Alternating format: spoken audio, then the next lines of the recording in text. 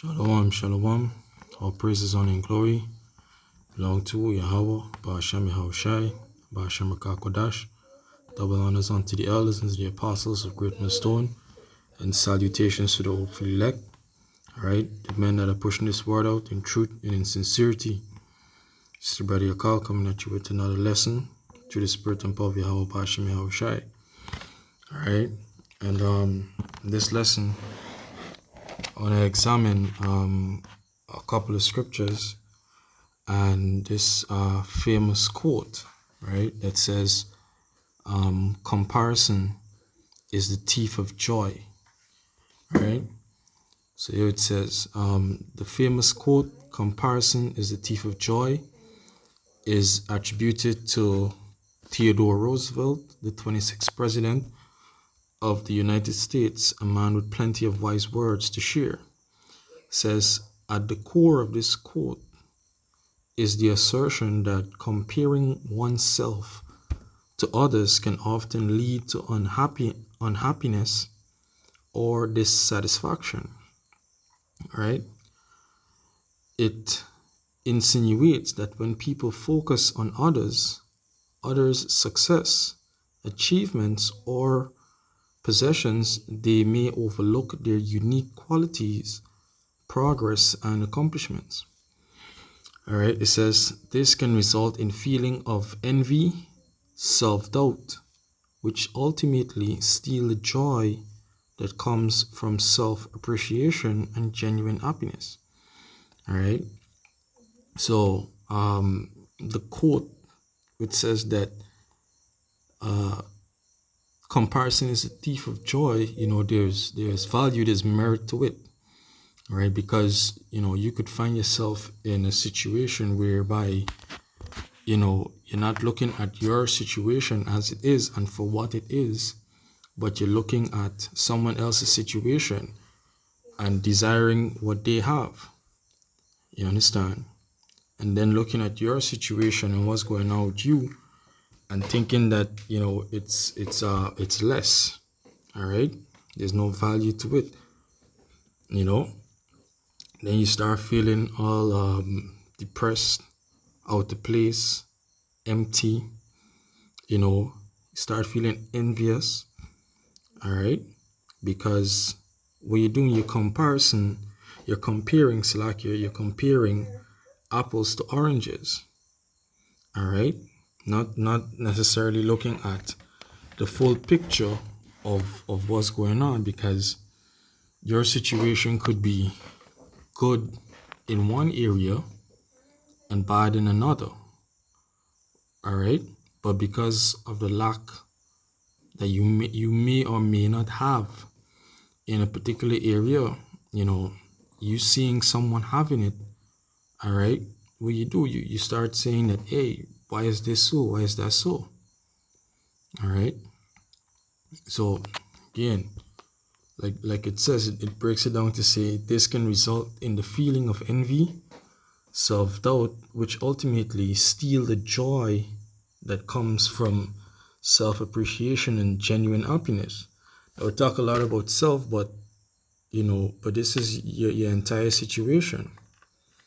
All right, whatever it is that you got going on with your life, with your family, with these different things.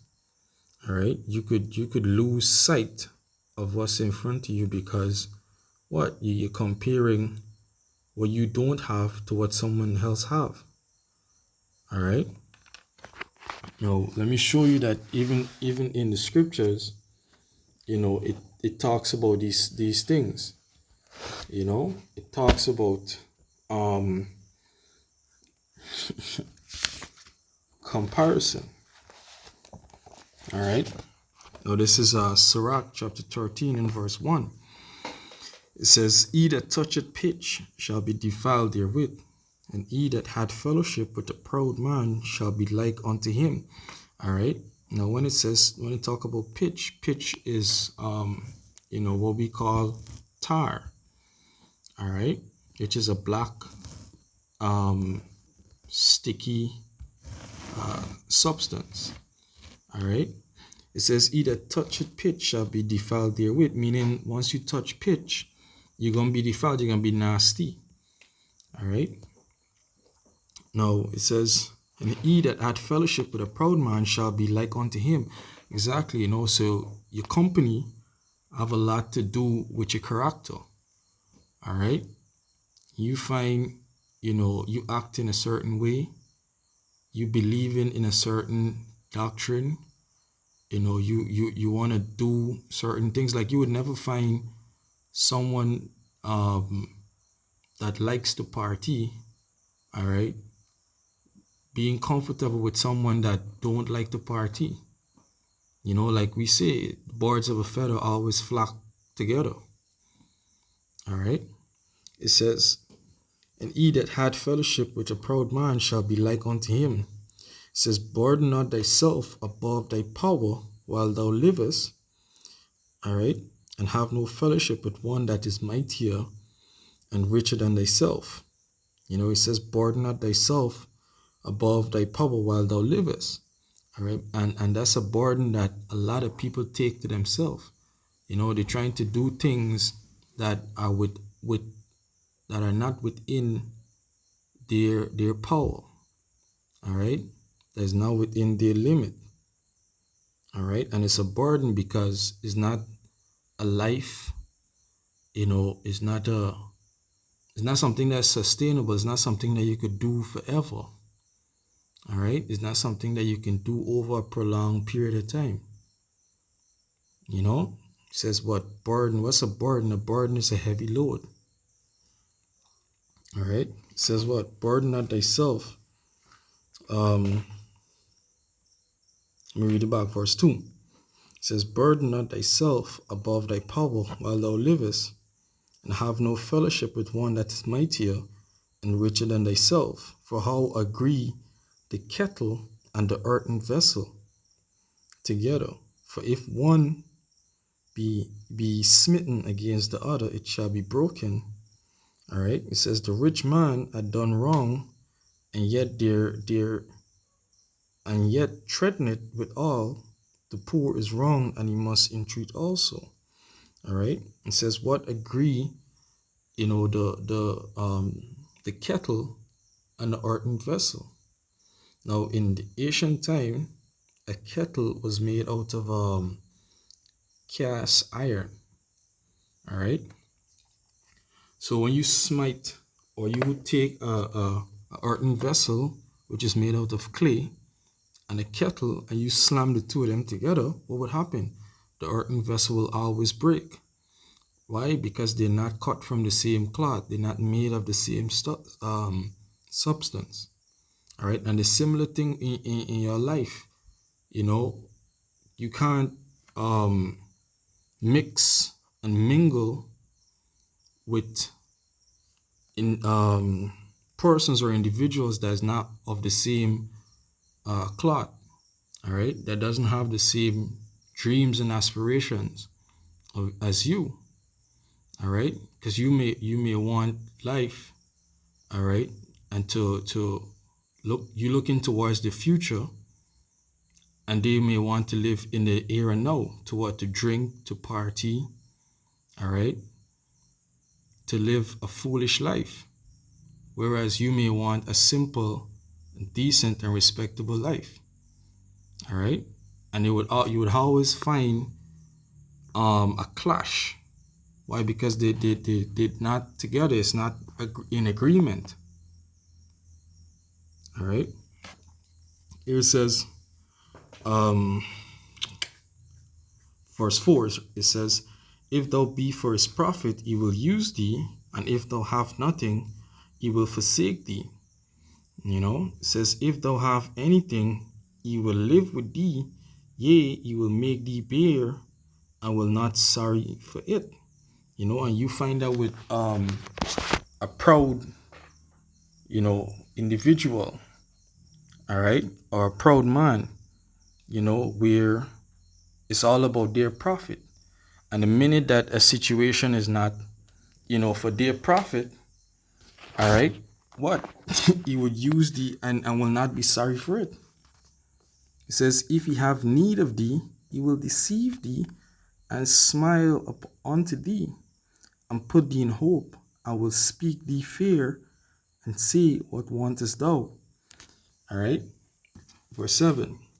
He will shame thee by his meat until he have drawn thee dry twice or thrice. All right. And that's the thing with the proud. They are never satisfied. All right. It says, and at the time and at the last, he will laugh thee to scorn. Afterward, when he see thee, I will forsake thee and shake his head at thee. Someone would, a rich man or proud man would literally what? Take, run you dry. All right. And then turn around and laugh you to scorn. That's why your company, your friends, the people that you have within your circle have to be what? Like-minded. Someone that gonna sorry for you, when you actually, scripture tell you that. All right, so let me get it.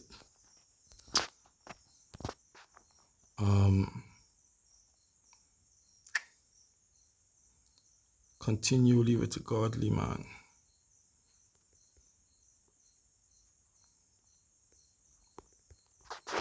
All right. This is Sirach. I know it's in Sirach 30 something. Sirach. Yes, Sirach chapter 37 and verse 12. It says, but be continually with the godly man whom thou knowest to keep the commandments of Yahweh, whose mind is according to thy mind, and will sorrow with thee if thou miscarry. So who should be of the company? They that are, of like mind, of a godly man. All right, that would understand, when you slip, that would understand, when you're in the wrong. All right, and give you solid or sound advice. All right, thou would sorry with thee if thou shalt miscarry, because you might be moving towards a set goal. All right, and there might be setbacks. You might start a business. For example, you might start a business, and your business may not go as desired, and you end up losing all your money, your investments and whatnot.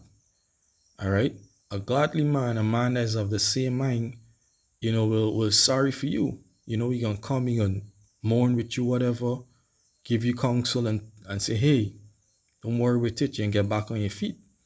But the proud, what they gonna do? They gonna just laugh you to scorn, take wherever is left and keep it moving. Yeah, so going back to Sirach chapter 13. Actually, let me read it on the phone, right? Sirach 13 and verse 8. It says, beware that thou be not deceived and brought down in thy jollity. Because when you go back a couple of verses, it tell you what? That he can put you to laugh and to smile, and basically to let your guards down. All right. And then in your jollity, when you think that everything is good, then, he show you exactly what's his intention for you. All right. It says, if thou be invited of a mighty man, withdraw thyself, and so much the more he will invite thee. All right. Basically, that's it on the Sirach. But let me get this Amos chapter 3. All right. This is Amos chapter 3 and verse 3. It says, can two walk together except they be agreed? And that's a question. Can two walk together except they be agreed? All right. Can the rich and the poor walk together? No. Can a night owl, all right, and a daydreamer walk together? No. Because why? They want two different things. All right. It says, yeah, we read 3 and verse 3. Will a lion roar in the forest when he had no prey? Will a young lion cry out of his den if he have taken nothing? Can a bird fall in a snare upon the earth where no gin is for him? Shall one take up a snare from the earth and have not taken nothing at all? All right.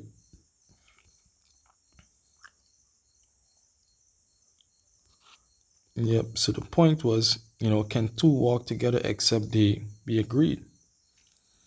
Because in every single situation, the best outcome, all right, is when, both parties agree. The scripture even tell you that hey, there's nothing more beautiful, when a man and a woman, a man and his wife agree. All right. For a matter of fact, let me get it. Sirach 25 and verse 1, it says, in three things I was beautified and stood up beautifully both before the Most High and men.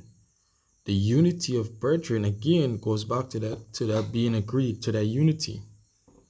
All right, the love of neighbors and a man and a wife that agree together. All right, because when it's time to make a decision, you would hear both sides of a matter, and then you can make a sound judgment because you're reasonable. All right, and it's not I disagree with you and that's the end of it. It's foolish. All right. Let me go back to that Sirach chapter 37 because there's a lot more value in this precept.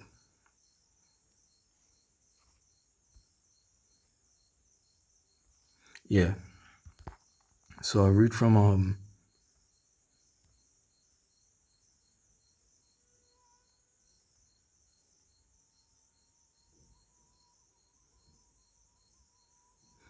verse 1. Sirach 37 and verse 1. It says, every friend saith, I am his friend also, but there is a friend which is only a friend in name.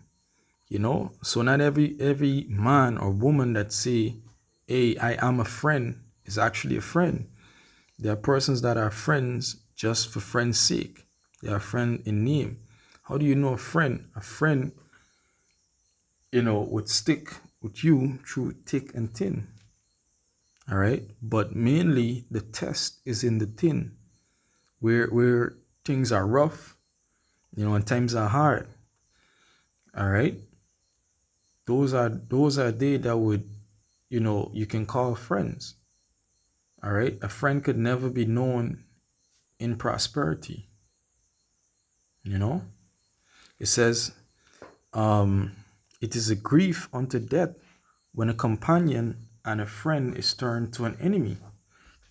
O wicked imagination, whence comest thou into the cover the earth with deceit? There is a companion which rejoiceth in the prosperity of a friend, but in the trouble he will be against thee. Exactly, there are folks that would say, hey, I'm a friend, but in the minute of trouble, they're going to turn against you. The minute that you say, hey, I don't want to do what you want me to do with you, they will turn against you. Become an enemy. Why? Because I don't want to partake in what you want me to partake in. All right. You might want to party and to drink and whatever, and get drunk and be wasted. All right. But because I say, hey, I don't want to do this or to do that, you become my enemy. Are you a friend? No, you're not a friend.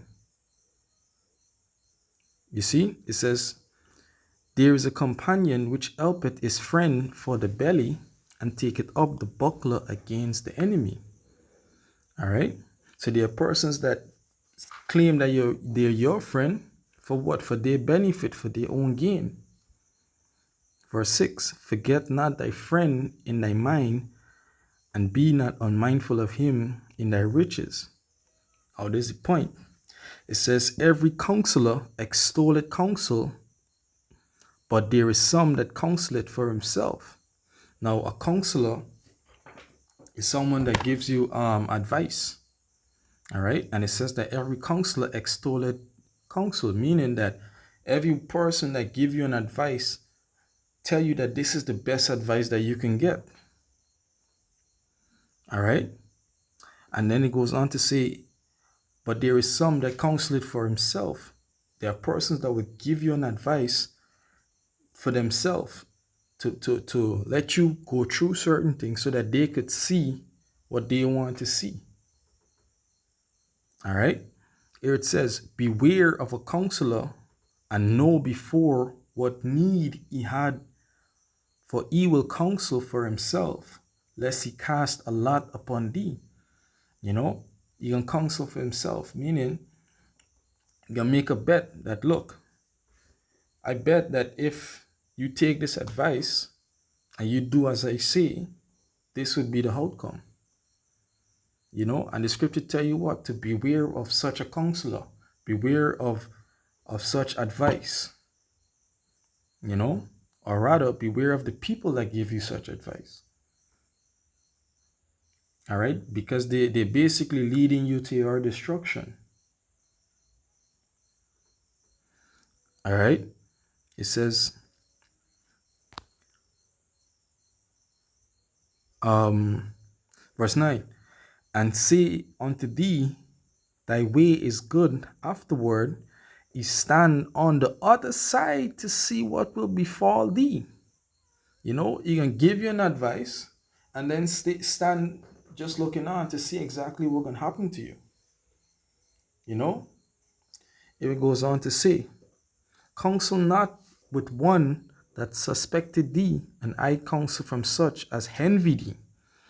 Neither consult with a woman touching her of whom she is jealous.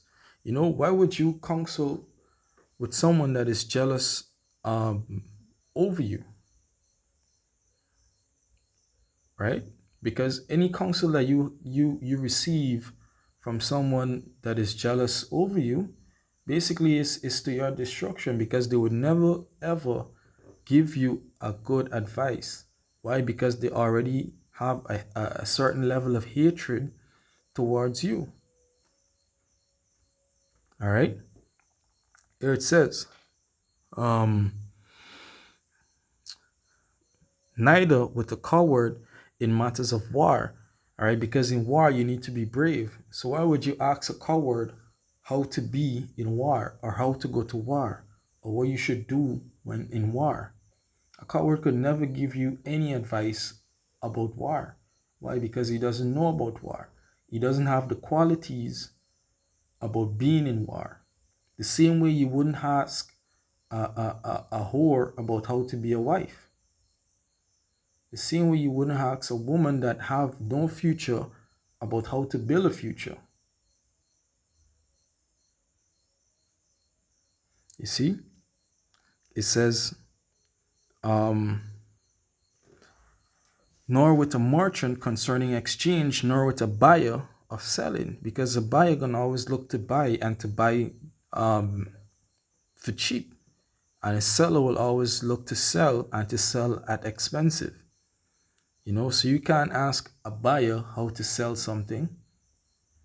It's basically stupid to even think about asking a buyer how to sell, or asking a seller how to buy. All right. It says, nor with an envious man of thankfulness, nor with an unmerciful man touching kindness, nor with the slothful for any work, nor with an hireling for a year of finishing work, nor with an idle servant of much business. Hearken not unto these in any matter of counsel. All right, so what the scripture tell you, the most I tell you, Yahweh Bashem Yahweh shall tell you that look, at no point in time should you hear or take heed to these counsel. It says, but be continually with a godly man whom thou knowest to keep the commandments of Yahweh, whose mind is according to thy mind, and will sorrow with thee if thou shalt miscarry. It says, and let the counsel of thine own heart stand, for there is no man more faithful unto thee than it. For man's mind is sometime wont to tell him more than 7 watchmen that sit above an high tower. All right, now this is the point, right? And it says, and above all this, pray to the Most High that he will direct thy way in truth. All right, it says, well, pray to the Most High, you know. So in every single, decision, in every single thing that you want to do, what are you supposed to do? You're supposed to pray. You're supposed to go to the Most High. All right, and walk in His paths, not in your own counsel, and definitely not in the counsel of someone that don't have the understanding, of a particular area or a particular matter. All right, but pray to the Most High, and He will direct thy paths. It says, and above all this, pray to the Most High, and He will direct thy way in truth. All right, and if the Most High is not directing your way in truth, guess what? Your ways are being directed in lies, in deceit. So Lord's willing, this lesson was edifying. Give our praises, honor, and glory to Yahweh, Ba'ashem Yahushai, Ba'ashem Rakah Kodash. Double honors unto the elders and to the apostles of Great Stone, and salutations to the hopefully elect. Shalom.